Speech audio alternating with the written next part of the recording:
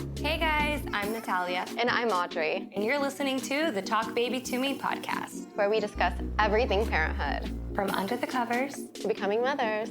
We will guide you through every step of the way. And I mean every step, especially the things that you didn't get to read in those cookie cutter pregnancy books. We'll have you laughing and crying and everything in between. Because at the end of the day, that is what motherhood is. And the best part, we got to do it together. And now we get to do it with you.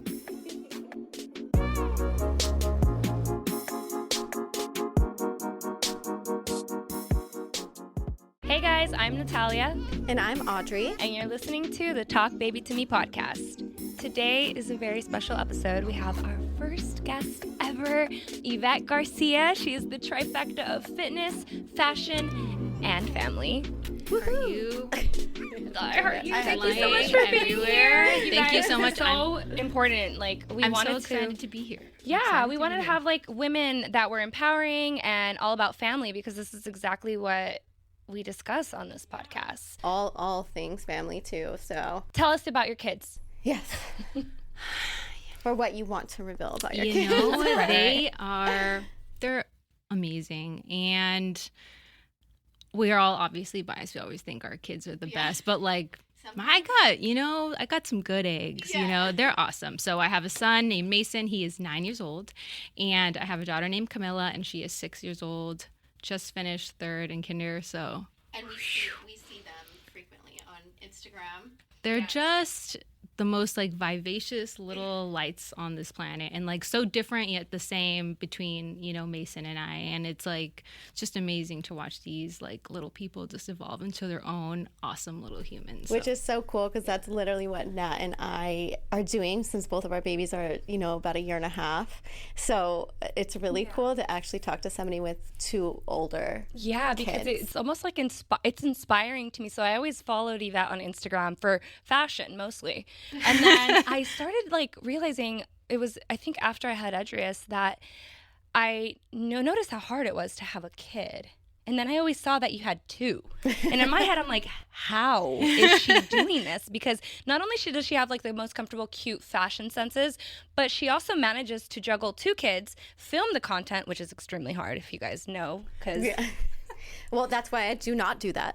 Yeah, and it's so inspiring. So thank you. Definitely. It means a lot to me, you know? Of course. I'm like her bestie on Instagram. Yeah. In real life. She doesn't call me her bestie, but I do. That's like, I'm actually a stalker.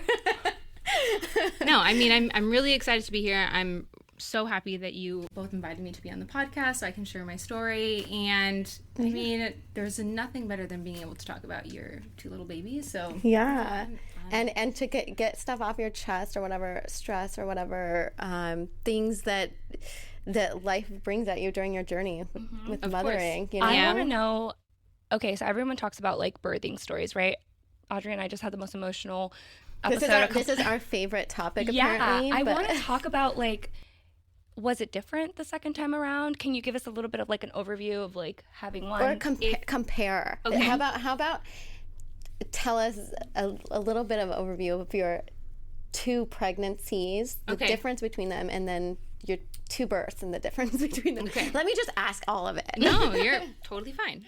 So firstly, I think growing up, you always kind of hear your mother's birthing story. So you kind of have an idea of what you think you're going to expect versus like reality and what you're actually going to expect. I think once I found out I was pregnant, I was very intentional about how I wanted my pregnancy to be. So I just like made sure I talked to people, different women that had like really wonderful experiences. That was huge for me. And I found that in my opinion, was really, really helpful throughout my whole experience, because I just really find that they're going to give you all their nuggets of what helped to make it a little easier. Birth is birth. It's going to be challenging. However, I do find that there are different things that allow you to just experience a more pleasant birthing experience and make it as like easy and fluid as you can possibly make it. So anytime anybody dropped a nugget, I'm like stored, doing that. I'm doing that. And both times I felt like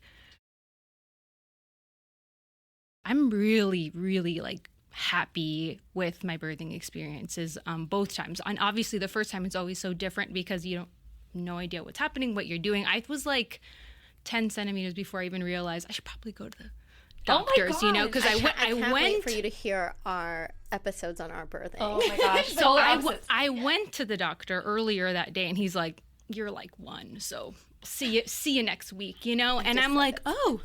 I was like, okay, cool, see you next week. So in the night, when I was like already 9, or I don't even know what I was, but we were talking to a friend on the phone, Mason and I, because he's talking to a friend's mother, and she's like, no, she's got to go to the hospital. I was like, are you sure? Because my doctor said, like, you don't have to come back in, you know? Yeah. Go ahead.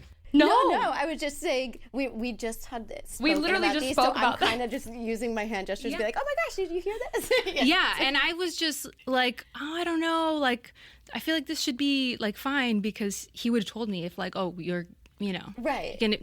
No. As soon as I came in, they were like, girl, you've been doing this at home, you know? And I was like, I guess, you know? I was like, I knew I felt pain, but I wasn't. Yes, but I feel like, I guess I think I have a high pain tolerance, but you guys, also, we have a superwoman in the building. We just talked about these super women, and here is one live in person. Well, also, I will like to say, we were talking about this, and that does go to show that sometimes contractions and your dilation like has nothing to like coexist together. You know, they could totally be, because I was not dilated at all, but my contractions were so bad, they were like, you're staying in the hospital. So, you know, but yes. Yeah, it's just like all the things. And everyone always has like the craziest different experiences. So it's always fun to hear people's different like birthing stories. But yeah, as soon as I arrived, they were like, girl, you should have been here a long time ago. This baby is like on his way. And I was like, oh, okay, well, I'm here now, you know? So yeah, I mean, as soon as, and then of course, obviously you're getting trudging towards the end. And then it was like, okay, it's go time. And I just tried to remind myself of all the things that all the other mothers were letting me know, which was like stretching and doing all the yoga and all that good stuff for your hips. And they're like, the more flexible and things, they're like, I know it seems like nothing now, but when you birth, they're gonna come. And I was like, okay, I don't know what that means, but okay, I'm doing it. Are you scaring me? Like, I don't know, but I was like, okay, if it's gonna make it easier, I'm doing it. So I'd be like doing my stretches and whatever I saw like online at the time. And this one did that. Sure enough, he was born in 8 minutes. And wait, how long were you at the okay, the so airport? my labor they told me was, I want to say like 30 hours, I think is what they said, but I didn't process until like I was like nearing the end. Then I was like, okay, now it's really kicking in. So once obviously you get to that point, it's, you know, it's a whole other level. Well, you're exhausted. Yeah. So you're like, get it out. I'm done. I'm too tired. I did all the work. And not to mention, I was 2 weeks early, so I wasn't thinking I would have been very mad at you if we were close together, because I was pissed at her. She was 2 weeks early and I was mad. I was 2 weeks early, and at that point I think he was already like 7.5. So if had he have gone to term, and my daughter was early as well. So that's another thing, is both my kids had the same due date. Oh, wow. So very eventful anniversaries. And 3 years apart. 3 years apart, exactly. And I was just like praying with my daughter that they would get their own birthday, because I was like, I don't want them to land on the exact same day. I want them to have like their own special day, even if it's the next day. So I literally was like, just please, you know. And sure enough, she got her own day, so she was the next day. So my son is February 28th and my daughter is March 1st. But I mean, wow, wait, you what? So you did well though, because you could have been. Well, at least it wasn't a leap year, right? Or not? And actually, I think Mace was. I feel like it was. I think it was. Yeah. Okay. The year that we had it. So Mason. So he almost could have been on the 29. Yeah. Because typically, if it is a year where they have a 29th, they'll just like induce you almost. Not unless you're ready, you know. Right. Of course, with like the proper. No, I don't care. They just don't want you on this date. So. Yeah. So I mean, that was a whole like crazy experience in itself. That's really because cool, though. It is, because what is the conception date, like 9 months? Like, oh my God, Audrey! Special day for you guys. It's our anniversary. Oh, I was gonna bring it up in a different way, but you got it out. Yes, it's our anniversary. I gotta keep it real. Okay. Yeah, our anniversary, and then anniversary babies. Yeah. So we don't try not to travel so much. I get that. Yeah, but yes, so they were exactly on the same day, but they actually ended up having their own birthdays, which was really nice.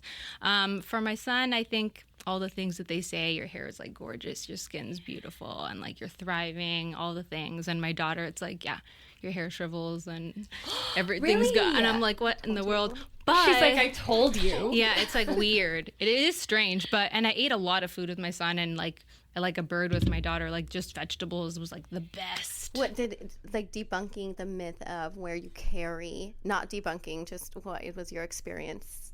Because Nat had a boy, and she did, you kind of popped out. Oh my God. It hurt her ribs so bad, and Ella was very Low, low. Ella yeah. was literally like coming out. Yeah. No, I'm totally like right here, and he like broke my rib cage. Yeah, and I ate everything. Yeah. Like I was like, give me everything. We always make a joke because I was like, give me all the meat. yeah. And then beets out of nowhere. I just wanted beets. It was melon for me. Melon. So, yeah. Ooh, Which see, he there's a loves, Mine was by the way. carrots. I was so obsessed with baby carrots. There you go. I'm like, my eyesight's gonna Wait, be have you so tried bad. to give Ella carrots? She loves carrots. Oh my God, I have to try to give Adrius Yeah. beets. Well, I haven't she's done also that yet. teething, so it could totally be just the feeling. But she does. She loves Yeah. carrots. Yeah, that's so funny. Yeah. But so you did. So that did ring true for you. You carried high with the boy. and Yeah. everything. So Wow. when I was pregnant with my son, I felt like I could wear my pants, my regular jeans, just with like a little, hook button, whatever, till like the very end. Whereas with my daughter, I was like 4 weeks not showing at all. Yeah, I was like, I felt like I was like, Whoopie, watch out, Ruby. It's like, So you heard it here first, guys. It is true. Having a girl takes all your beauty, and you can't wear pants. Oh my gosh, you guys Yeah, are making it's- it exciting for me to want to have another girl. I'm just kidding. Yeah, I know. No, I'm joking. Jokes. So yeah, I felt like I was really intentional with both of my kids, and obviously it's a learning curve both times. I think obviously the second time you have more experience, you have a little bit more knowledge, which I think then you learn to lean into because you're like, this is actually, relatively similar. But I think when I came home, I asked the nurses, first of all, like as many possible questions as I could, because I'm like, if this happens, you got a number I could, Right.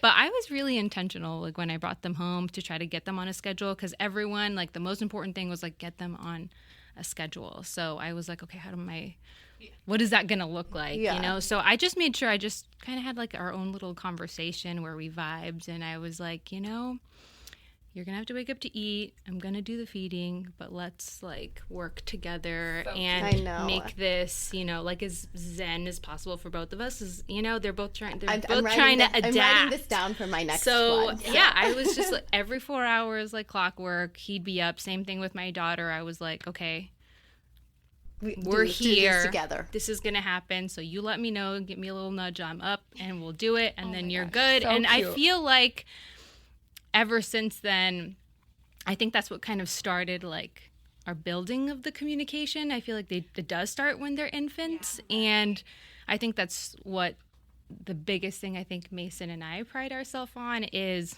communicating as a couple, then communicating with the kids so they can communicate to us. Because the faster we can teach them to communicate their And they feelings, play off your energy, right? Like they Totally. know. They know. absolutely. The like your more we can dogs. make them comfortable just being able to communicate how they feel and like in general with anyone, I just think it's just going to make it easier, which as soon as they were able to talk, I was like, okay, you have having a feeling, what's going on, can you try? And obviously in the beginning they're just trying so hard to communicate whatever That's what we're at right now. exactly Yeah. So the more you can practice that, which I know sometimes in the beginning you're just like, Oh yeah. I mean, sometimes you have to take a bathroom break where you just lock yourself in the bathroom for a few minutes. I promise you, long term, that's like the best decision, because when they're older, especially now that they're older and they have like little problems at school or things, they're like, "Hey, mom, like this happened to me today, and I didn't know like what And to they do." can come to you. Always. So you like as soon as they come home, I feel like you start to develop that safe space for them. So as these, when they're little, the more you can get them to talk to you and to confide in you about those things, they're going to do the same as they get older. So they'll come home and they both tell me, both good and bad, like, oh, this was so funny, Mom. You got to hear about this thing. Or, I made this thing, or whatever it is. That's actually super good advice, too, because... Very good advice. And it just made me think like we're gonna literally be gurus after this. After all these, yes, we're just taking all the notes. Like, well, it's funny because earlier you said that you wanted to get a nurse's number to call and I'm gonna get answers. I remember leaving the hospital and being like, wait, where's my button? Like, I can't call a nurse right now. London, where are you? I'm like, where are you? Her nurse's name was London. Yeah, and I'm like, where is anyone? Like, we literally brought home a baby. Yeah. And we were like, now what? Yeah, just Whereas, a deer like, in headlights.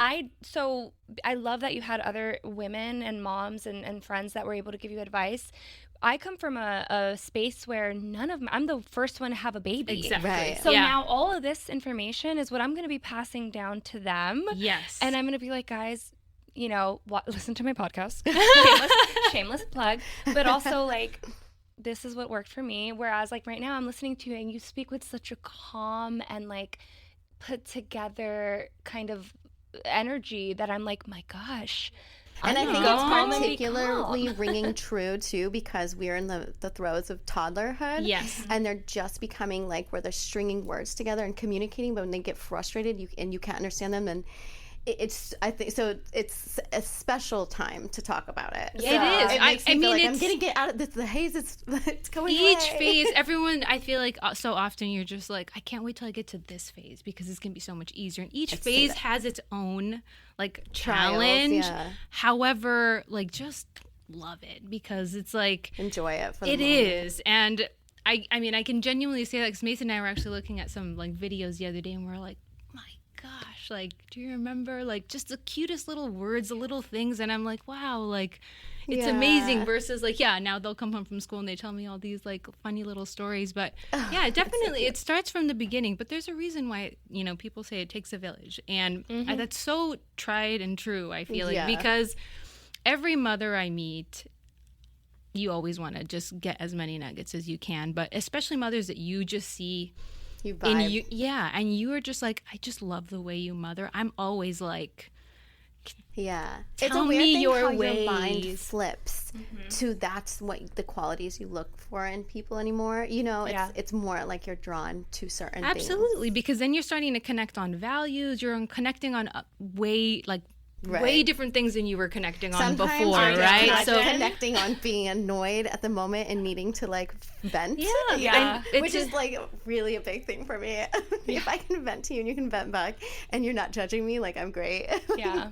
We all have our moments and we all have our, trials and tribulations, and, you're leaning on your significant other or just a friend or another mom. Like, you need those little moments of comfort because, we've all had our moments where I remember so vividly, like, when I first took my son flying, like, on a plane, the most amazing flyer, quiet, just with all the stewardess, and I was like, gosh, she's wonderful.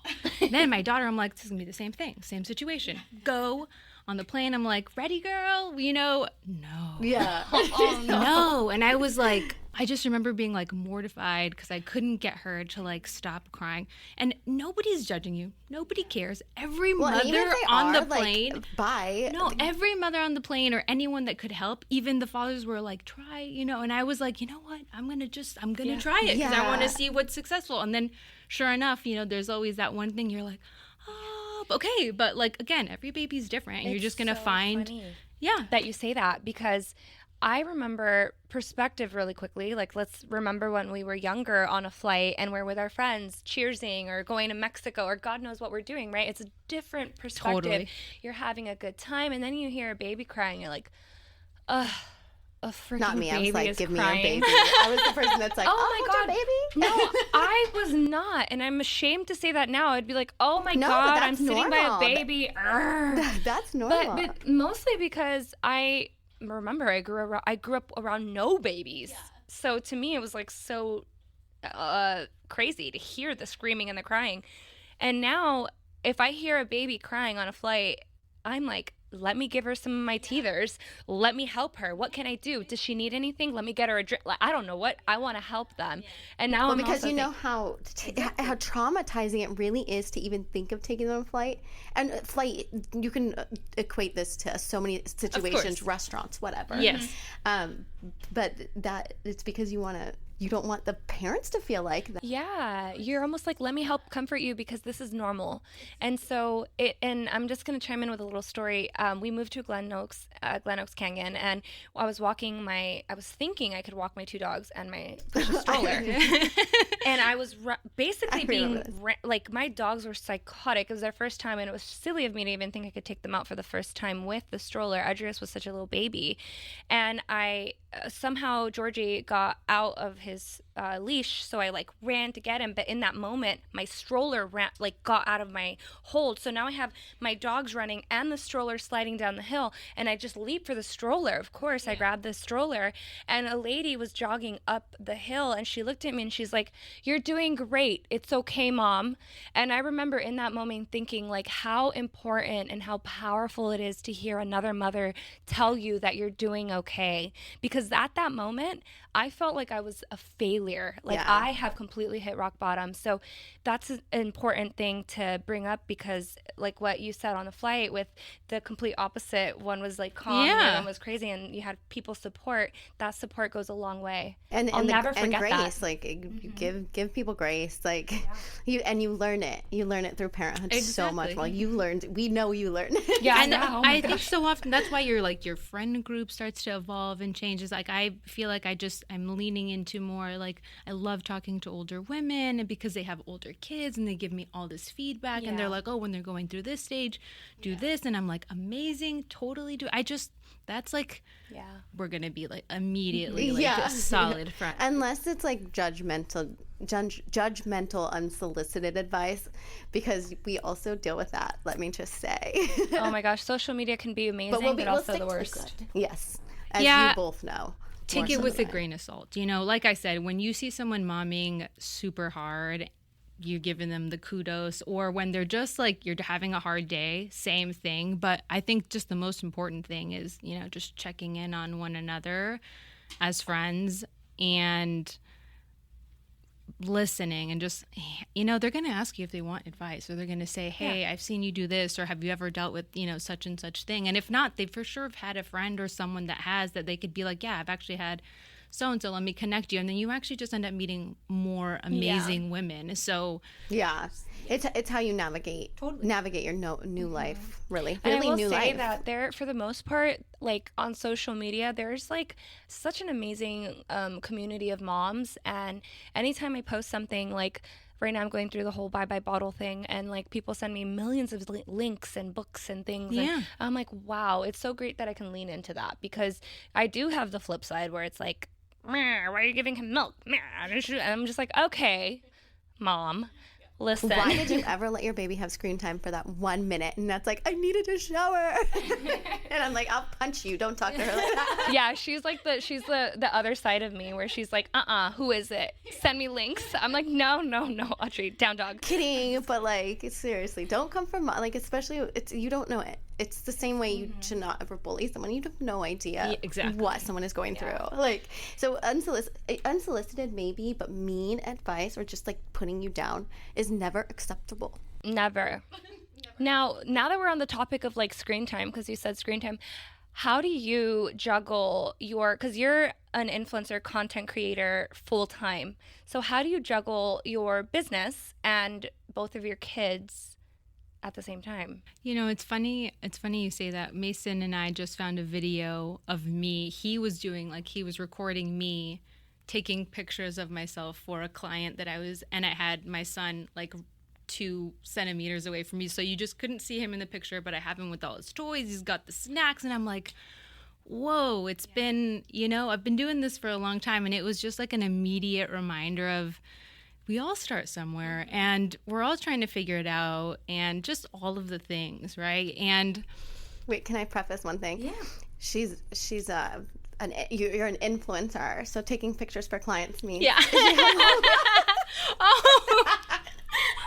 just had to say different brands. Yes, she's influencing all the time, and working with different clients, but just, I mean, in general, just allowing them to watch me try new things, learn new skills that I've never done. And they're like, Mom, what are you doing? I'm like, Mommy's trying to learn how to edit. Yeah. Mommy's trying to learn how to use this new software. I don't know. And I'm like checking with, you know, my husband. I'm like, does this sound Like, is this a good email to send? Could I, tweet? And he's like, okay, here, but it's like he's just watching, and both of them, they're just watching me ask for help, learn some new things. And I feel like that's the biggest thing is like they don't understand when you're in an apartment versus the house. They don't care. They just are just like, mommy is happy doing whatever that she's doing, right? And I think that's the biggest thing for both my son and daughter. I just want to show them that no matter what in life, you just have to do whatever brings you joy, and everything else will just kind of like follow through, right? And I love being able to genuinely say, and honestly, it was because of them that I even decided to make a change and to shift and to stop working a desk job and be a 9-to-5. And I was like, I want to be able to say I'm happy doing what I'm doing, and I can't stop doing it because it brings me joy. And whatever it is that you're doing, go for it with all your heart. And I can say that I've done the same. I'm about to start crying. First of all, I'm like, oh, that's what I'm doing. I'm quitting my job. I'm just kidding. I know. I mean, just kidding. Not me getting an email like HR. Now I actually work for myself too, so I totally understand. That being said, with all of that, it's hard too though when you're interrupted when you're doing stuff. 100%. Yeah, but it's good for them to even see that because you're stopping to make them a priority. Exactly. Right? It's just allowing yourself grace because first of all, I'm trying to like learn how to do all of these new things I've never done before, and trying to hopefully, when I was just starting, make some income off of it. And then once you start making income, where is that going? And they're just watching you navigate all of these things, right? Yeah. And that's the best part is if I have a hard day and they're like, why are you crying? I'm like, you know what? I was just talking to this client and I didn't get it. And mommy's sad. I'm tired. Yeah. And mom's sad. And they're like, do you want a hug? I'm like, I do want a hug. Actually, yes. Yes. I'm like, thank you, perfect. First of all, these kids are they just sound so amazing. Honestly, I think it's just because like if you can really hear it in Yvette's voice, like there's passion and there's intention with everything that you're saying, and that is so admirable. Well, and also if you're going to watch our YouTube, which is Talk Baby to Me, PC, or just Talk Baby to Me. Talk Baby to Me, you can actually see it. Yeah, I'm like literally like my hand is on my jaw and I'm just like, wow. No, I mean it because it's like. I told you not stalked you. Now she's going to stalk you more. No, my gosh, you're going to get me arrested. But I think it's more so just being able to think in the future. That is something those are key things I want to make sure Adria sees. Like I am working hard. I am going to stop and break and give you the attention you need. But at some point, they're going to know what you're doing. They're going to be like, oh, mom's working. And then they're going to be like, oh, okay, I'll come back later. She's busy. Like that is like staple things that I think that you're molding them as they get older to realize. Just got to communicate with them. They got to know mom also has feelings. Mom also gets sad. Mom also gets drained. And just being able to communicate those feelings, I feel like sometimes as adults, we don't think that they understand as much as they actually do. And I think when you just vocalize, this is what's going on. Not only do I actually say it aloud, so I'm like, it doesn't bother me as much as now that I just expressed it, even though it was with my child. It's I could therapeutic. Process the feelings within myself, and I'm like, oh, okay, now I can like move on. Right. But also, they can also just genuinely see I'm not hiding that I'm, have bad days or hard days. Right. And also, when I have great days, I'm like, mommy just got a great. We're going to Disney, whatever. But it's like whatever it is. But they're there to see the wins and the losses, and I think that's super important. And which is such good advice too to like this new generation coming up, because there's so many people working from home, working remotely, and desk jobs are, even if so, you don't have to go all the time. So it is important. That's very good advice to anyone that has the same children right now, right? Mm-hmm. Yeah. So that's good.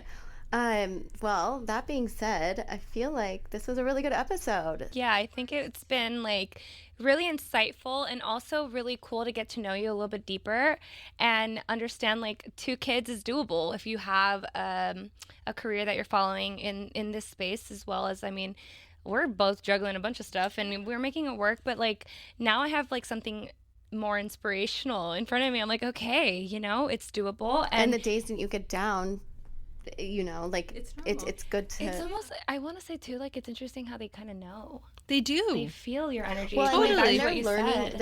like you were just saying, they're they start to not mimic you, but they know your feelings. They know those things, like what you were just saying.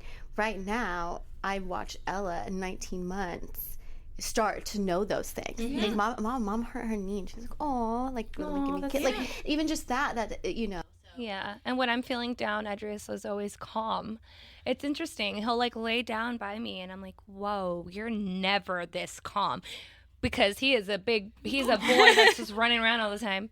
But honestly, thank you so much for joining us. I feel like so much for we having can keep me. this conversation going for hours, but we know we're all busy mommies, so we try to keep the episodes pretty short. But I'm gonna have to bring you back. I know. I'm here for it. We definitely want to talk more about or just touch base more on other things. Yeah. But that's in our future season, guys. Yeah. So yes. Yay. Okay, guys, thank you so much for listening to Talk Baby to Me. Yvette is also going to be dropping a podcast. Yes, please stay tuned for my podcast, Permission to Prosper. You can find it on Spotify. You can go on YouTube or on iTunes. Available everywhere. Yes. And drop your Instagram handle. Yes, please follow me on all platforms. Yvette G23, YVETTEG23. Perfect. Thanks, cute. guys. Thanks so much. What is our plug, Nat? Talk Baby to Me PC. Follow us, please. Like, follow, subscribe, review, comment, feedback. Boom. Do it all. Yes. Thanks, guys. Oh, that was good. Yeah, that was good. And that went